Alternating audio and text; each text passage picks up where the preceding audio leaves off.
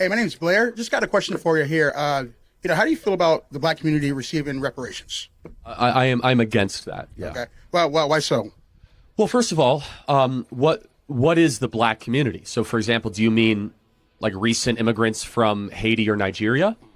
I do not. No. Okay, for sure. So you're meaning like ancestral descendants of slaves. Correct. That Yes, could be proven with documentation. Absolutely. Right?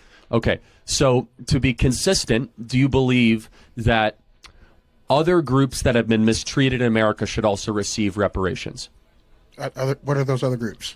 Well, they're not necessarily by America, but let's just take one. Jewish Americans, right? Okay. They almost got eliminated in the Holocaust. Should they receive reparations? Not from us. Okay, not from us. Not from the United States, that is. Okay. So here's my view, and I want to hear yours, which is that I did not own slaves, and you were not a slave. Correct. Right. So we are individuals, and therefore we cannot be held accountable or should receive something from something that didn't happen to us or something we did not do. That is a basic law of justice, that I can't be held accountable for something that somebody looked like me did, and you should not benefit from something that somebody you were related to. Now, you would probably say systemic racism and how that passed down to generations. Happy to address that. The problem with reparations, though, is basically what you're saying is I'm going to take money from Charlie Kirk for something he didn't do and give it to a group of something, to somebody of something they also didn't do. For what reason? How is that just?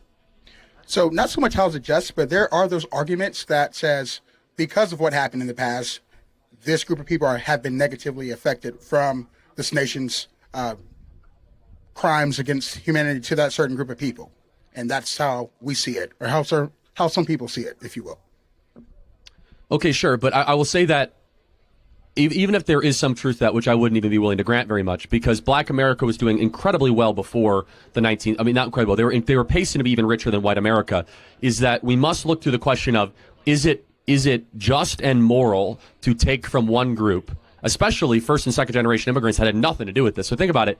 Your tax base would be taxing, like if anyone here is Irish or Polish and your family came 100 years ago, we would be taxing people that had nothing to do with it. And I'll go a step further. My family fought on the Union side of the Civil War. Right? So you're going to be taxing Charlie Kirk, whose descendants fought to free the slaves, to go give money to people that were descended, from slaves. So what is a way that we could try to help all communities? Here's maybe we can find some common ground, right? Instead of reparations. Sure. Is that we need to break the cartel of public sector teacher unions, allow school choice to occur, and make it easier for people of all backgrounds, but specifically Hispanic and Black individuals and young kids to have a quality education, because a good education in K through 12 is one of the most assured ways that they'll be able to succeed later in life. Secondly, we need to put fathers back in the home. Yeah, I agree with that. And that's 70% of Black kids are raised without a stable father in this in the country. So if we can find common ground on that, I think that would go a lot further than just giving cash for people that happen to be related to something evil that happened a little while ago. De la esclavitud universal a la igualdad en el siglo XXI. ¿Por qué dejar el pasado atrás en Miami-Dade y construir un futuro compartido? ¿Qué pasaría si miráramos la historia completa de la esclavitud no como lo que me hicieron a mí o lo que hicieron los otros, sino como una herida humana que atravesó a casi todas las civilizaciones? Si cambiamos el lente, cambia la conversación, y cambia nuestro futuro. Este video no minimiza ningún dolor. Reconoce algo más grande. La esclavitud no fue exclusiva de una raza, ni de un continente. Fue un sistema que siglo tras siglo afectó a pueblos europeos, africanos, asiáticos e indígenas en contextos distintos. Hoy, en el siglo XXI, y bajo el mismo paraguas constitucional, tenemos el reto y la oportunidad de superar la lógica de la victimización y construir unidad práctica. Europa y el Mediterráneo. Del trabajo forzado en Roma a los cautivos europeos en mercados norteafricanos durante la era de los corsarios. África, redes internas de esclavización coexistieron con los tránsitos transatlántico y transahariano. Millones de vidas quedaron marcadas por la captura, la venta y el desarraigo. Asia y Medio Oriente. Servidumbres por deudas, castigos imperiales y sistemas como el Depsirme otomano muestran que la coerción no tuvo un solo rostro. Pueblos originarios de América. Antes y después de la colonización, existieron formas de servidumbre y trabajo forzado. La conquista las amplificó con nuevos mecanismos y escalas.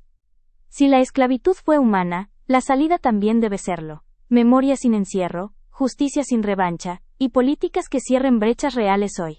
La historia no es una factura eterna, es una advertencia y un compromiso. En un diálogo público entre Charlie Kirk y Blair sobre reparaciones, una parte sostuvo, nadie vivo fue amo ni esclavo, la justicia es individual, no hereditaria. La otra, advirtió, las heridas históricas dejaron efectos persistentes.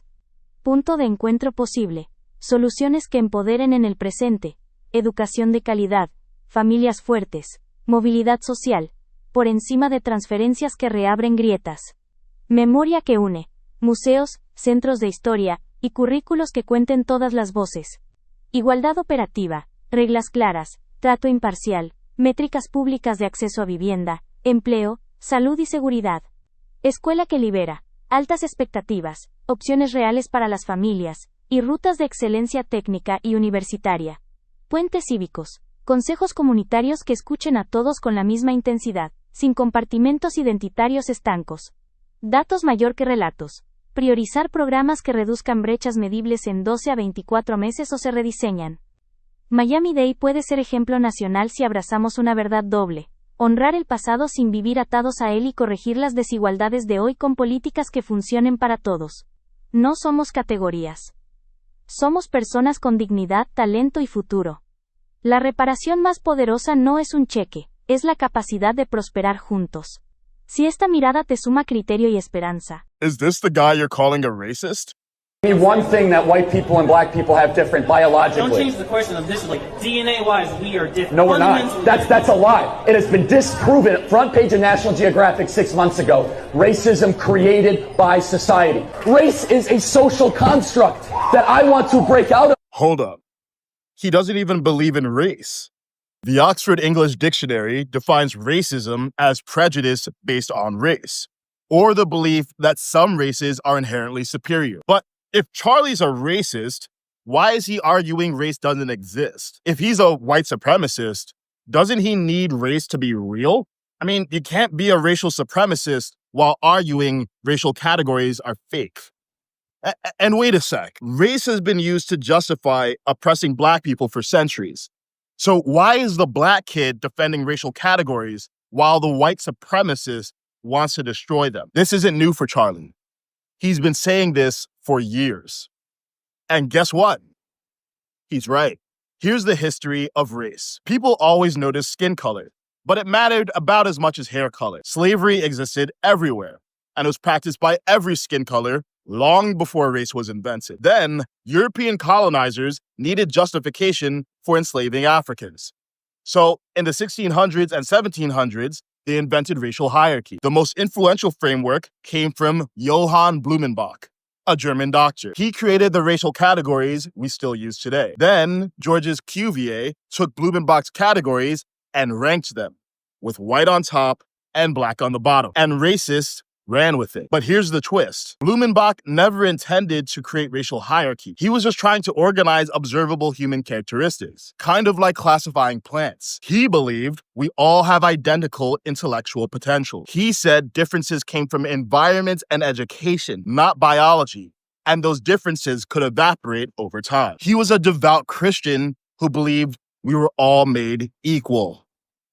Sound familiar? Charlie Kirk consistently argued against racial categories and got called a racist. Yes, Charlie talked about race sometimes. He knew it was made up, but we live in a racialized culture. To change a culture, you must speak its language, especially when that culture keeps race alive through affirmative action and DEI. But most people never heard him in a long-form interview. Again, I hate this racialization stuff, but it's true. Too. They force the racialization card. For the record, Of course. I don't look at people in terms of skin color, but when they start categorizing me and the young men that show up to my events as toxic because they breathe, you force the race card. I used to think Charlie was just confrontational with college kids for clicks. Then I listened to his full interviews. I realized he was fighting for hearts and minds in the battleground of ideas. And he was winning. That's why he was killed. And the tragic irony, Charlie believed in race less than many of the people calling him racist. We think we know someone from 60-second clips. We mix news with entertainment and call ourselves informed. We judge strangers from echo chambers. And that's part of the tragedy. Not just that we lost Charlie, that people can't tell the difference between hate speech and speech they hate.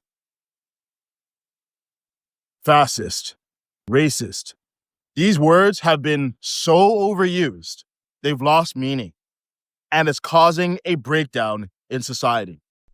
Somos personas con dignidad, talento y futuro. La reparación más poderosa no es un cheque, es la capacidad de prosperar juntos. Si esta mirada te suma criterio y esperanza, compártelo, suscríbete y deja tu comentario. ¿Qué acción concreta propones para unir a Miami-Dade desde las escuelas, los barrios o tu trabajo? Más historias y soluciones locales en newsmiamidade.com/es.